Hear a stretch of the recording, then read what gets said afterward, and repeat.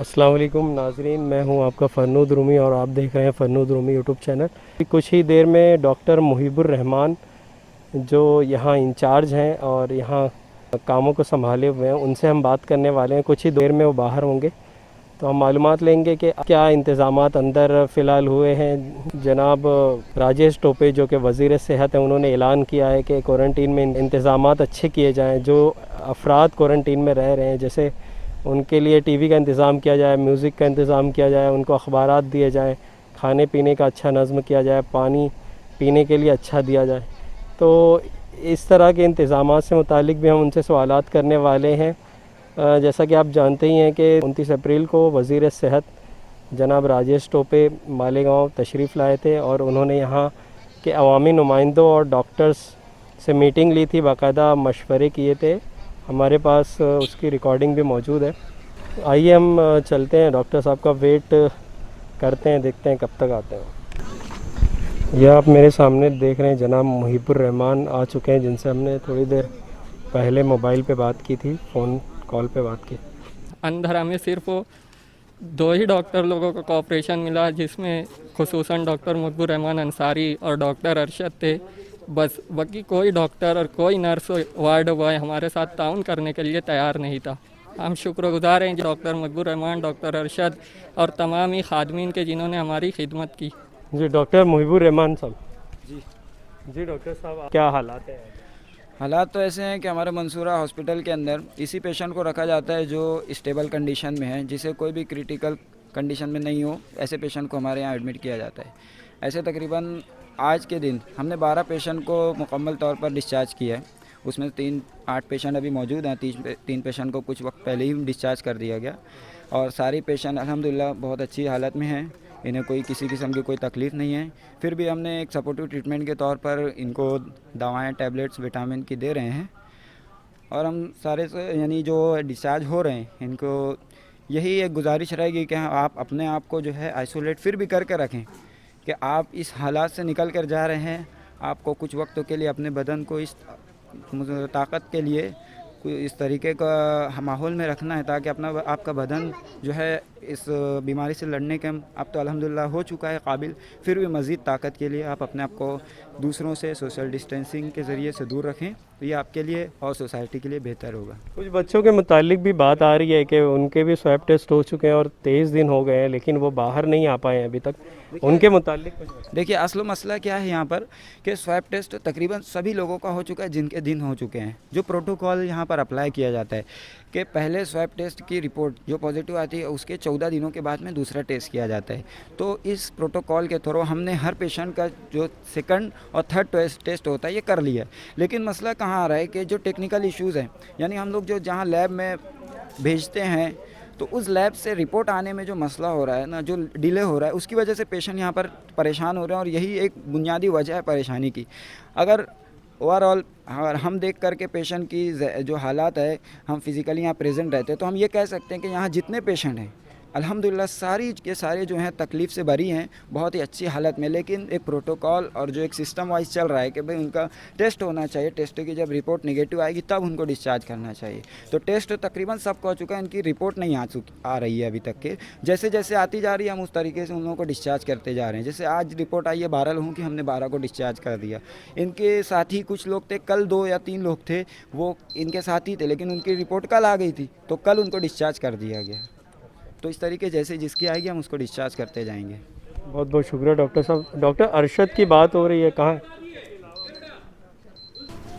ये डॉक्टर अरशद जी सबसे मेन आदमी हमारे मेन आदमी नहीं, दोनों ये दोनों ने हमको बहुत सपोर्ट किया है। कोई बात की तकलीफ नहीं तो बोलते कॉमन लोग भाई, ये 2 डॉक्टर्स ने जो है पूरे सिर्फ यानी किसी मखसूस पेशेंट को नहीं, जितने भी एडमिट पेशेंट हर एक को बगैर किसी तफरीक इंटरव्यू ले लो पहले डॉक्टर साहब का ले लेता हूँ। नाज़रीन, मेरे सामने है डॉक्टर अरशद, जिनके ताल्लुक से यहाँ जो अफराद निगेटिव आए हैं बहुत तारीफ़ कर रहे हैं और बता रहे हैं कि इन्होंने काफ़ी देख रेख की, इनके साथ डॉक्टर मुहिबुर रहमान साहब ने काफ़ी देख रेख की। चलिए डॉक्टर अरशद से बात करते हैं इस ताल्लुक से कि मरीज़ों को किस तरह संभाला जा रहा है और किस तरह से उनकी केयर की जा रही है। अस्सलाम वालेकुम। हम यहाँ पर आए हैं सिर्फ खिदमत की गर्ज से आए, तो हम दिन रात कुछ नहीं देख रहे हैं, सिर्फ मरीज़ों को सेटिस्फाई करने की कोशिश की जा रही है। हम यहाँ पर सिर्फ मतलब इस बात पर थोड़ा वो है कि रिपोर्ट हमें मिल जाए तो हम डिस्चार्ज कर सकते हैं। बाकी इनके अलावा मतलब जो भी तकलीफ़ है अगर तो हमसे रब्ता कीजिए, हम पूरे इसको सेटिस्फाई करने की कोशिश कर रहे हैं। आपके लिए कितना चैलेंजिंग रहा है ये काम, जो क्वारंटीन में आपको रहना है, यहाँ लोगों को देखना है, ऐसे लोगों को जिनको पॉजिटिव बताया गया, फिर उनका स्वैब टेस्ट लेकर उनकी रिपोर्ट मंगवानी है, तो कितना चैलेंजिंग रहा ये task? Actually it is not challenging, it is exciting. अच्छा, एक्साइटिंग रहा। हाँ, मैं और मेरे कलीग डॉक्टर मुहिबुर रहमान, हम दोनों के लिए सिर्फ एंजॉयमेंट था। अच्छा, कौम की खिदमत का मौका मिला हमें, इससे बढ़कर शायद ही किसी डॉक्टर के लिए हो कुछ। क्या बात है, बहुत खूब डॉक्टर अरशद ने बात कही। जहाँ शहर भर में लोगों ने हॉस्पिटल्स अपने बंद करके रखे हैं, यहाँ ये दो डॉक्टर्स ऐसी बात कर रहे हैं कि ये चैलेंजिंग नहीं बल्कि एक्साइटिंग था। बहुत ही अनोखी और खुशाइन बात है कि इस तरह के डॉक्टर्स भी हमारे शहर में पाए जाते हैं। एक तरफ लोगों में इंसानियत का फुकदान पाया जा रहा है कि अपने हॉस्पिटल्स को मकफल कर दिया, उन्होंने बंद कर दिया। तो ऐसे डॉक्टर्स के मुतालिक आप क्या कहेंगे जिन्होंने अपने हॉस्पिटल्स बंद कर दिए? खैर, उनसे तो इसी बात की रिक्वेस्ट की जाएगी कि जो इसेंशियल ड्रग्स डिसीज़ है उनको केयर करना बहुत ज़रूरी है। तो एक रिक्वेस्ट है कि प्राइवेट हॉस्पिटल दोबारा शुरू की जाए। अच्छा, शुरू तो कर लिया गया है, जितने हॉस्पिटल्स हैं शहर भर के। राजेश टोपे जो कि वज़ीर सेहत है, उनके कहने पर कुछ हॉस्पिटल शुरू हो गए हैं अक्सर व बेशतर, लेकिन उनका टाइमिंग उन्होंने बहुत कम रखा है, 1 बजे से 5 बजे तक। तो किस हद तक ये दुरुस्त है? देखिए, इसमें मामला ऐसा है कि डॉक्टर्स भी इंसान हैं, बात उनकी भी सही है किसी हद तक के कि उन्हें प्रिकॉशन के तौर पर जो चीज़ें मुहैया होनी चाहिए थी वो नहीं हो सकी, या जिस वजह से भी उन्होंने अपने हॉस्पिटल्स बंद रखे थे। अब हुकूमत की जो है यकीन दहानी पर उन्होंने अपने हॉस्पिटल को शुरू करने का जो भी कदम उठाया है, तो उसमें हुकूमत की तरफ से उन्हें जो भी चीज़ों की ज़रूरत थी और जिस वजह से वो लोग नहीं खोल रहे थे वो सारी वजह पूरी कर दी गई है। तो अब उनके लिए ओपन करना आसान है और अब वो इंशाल्लाह मुझे ऐसा लगता है कि अपनी पूरी सर्विस देंगे। और मैं एक पैगाम देना चाहता हूँ कि जिस तरीके से पब्लिक पैनिक हो रही है, अगर डॉक्टर भी पैनिक होते हैं तो हमारे और उसमें कोई फ़र्क नहीं हो जाएगा।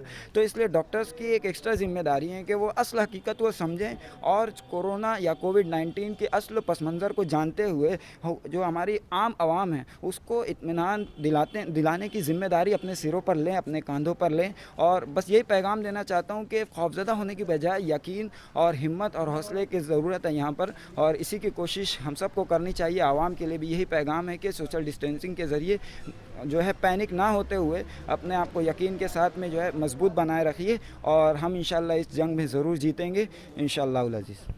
क्वारंटीन के मुतालिक जो डर पाया जा रहा है शहरियान में, बहुत सारे लोग अपने अमराज भी छुपा रहे हैं, तो उनको क्या सलाह देंगे आप? क्या डरना चाहिए क्वारंटीन होने से? जी नहीं, ऐसी कोई बात नहीं है, डरने की कोई ज़रूरत नहीं है। हम इस तरीके से पूरी कोशिश कर रहे हैं कि जो हमारे पास में क्वारंटीन पेशेंट आए, हम उनकी पूरी तरीके से अपने से जितना हो सकता है हम उनके लिए सहायता करेंगे, उनके लिए आसानियाँ पैदा करने की कोशिश करेंगे। और डरने की तो बिल्कुल भी कोई ज़रूरत नहीं है, क्योंकि ये बीमारी जो हमारे आम तौर पर जो देखा जा रहा है, आज हम जो देख रहे हैं कि हमारे मालेगांव की ख़ास तौर से शहरियान के अंदर इतनी क़ुव्वत मुदाफ़अत पाई जा रही है कि वो अल्हम्दुलिल्लाह बहुत ही अच्छी तरीके से इससे लड़ करके रिकवर कर रहे हैं। और आज मैं सबसे आपको बड़ी बात बता दूं कि आज 2 पेशेंट जो हम 12 पेशेंट में से डिस्चार्ज कर रहे हैं, उसमें 2 पेशेंट ये 60 साल से ज़्यादा उम्र के हैं, एक 65 साल के और एक 68 साल के हैं। ये इससे ज़्यादा और खुशी की क्या बात हो कि ये बहुत ही अच्छी तरीके से आप देख सकते हैं, अबुल हसन चाचा हैं और एक नज़ीर चाचा हैं, ये दोनों पेशेंट्स हैं जो हैं माशाल्लाह बहुत ही अच्छी हालत में यहाँ से रुखसत हो रहे हैं। और ये हमारे लिए बहुत ही खुश आइन बात है कि जब इतनी उम्र के अफराद भी बीमारी से लड़कर वापस अच्छी हो करके घर को जा रहे हैं, तो हमें डरने की कोई ज़रूरत नहीं है। जो अच्छी हालात में माशाल्लाह शहर में मौजूद हैं, जो मज़ीद अगर कोई किसी बीमारी में और किसी तकलीफ़ में मुब्तला है तो उनके लिए हम यही कोशिश करेंगे कि वो अपने आप को जो है सोशल डिस्टेंसिंग के ज़रिए अलग कर लें। और अगर उन्हें कोई तकलीफ़ है तो जो प्राइवेट हॉस्पिटल्स की सुविधा चालू हुई है उसके ज़रिए से अपने आप का केयर लेते रहें। और डॉक्टर से भी गुजारिश है कि आप ऐसे मरीज़ों पर ख़ास तौर से ध्यान दें जो कोरोना के अलावा भी दूसरी जो सिस्टमिक बीमारियां हैं, हाइपरटेंशन है और डायबिटीज़ हैं, इस तरीके के जो पेशेंट्स हैं उनका ज़्यादा से ज़्यादा ध्यान रखें। बस यही मेरी गुजारिश है। एक जो दवा है हाइड्रोक्सीक्लोरोक्विन, तो वो किन मरीज़ों को दी जा रही है? वो हम जो मरीजों के अलावा जी मैं बता वो हमारी एक प्रोफाइलेक्टिक ड्रग है। वो ऐसा ज़रूरी हम ये नहीं कह सकते कि वो कोविड-19 के लिए कोरोना के लिए ही ज़ुद अस्त्र है। वो ऐसी दवा है जिसको हम अगर कहें कि हमारे लिए सिर्फ अभी ऑप्शन या करीबी दवा है जिससे हम अपने बदन के अंदर मर्ज से लड़ने की ताकत पैदा करने की कोशिश कर रहे हैं।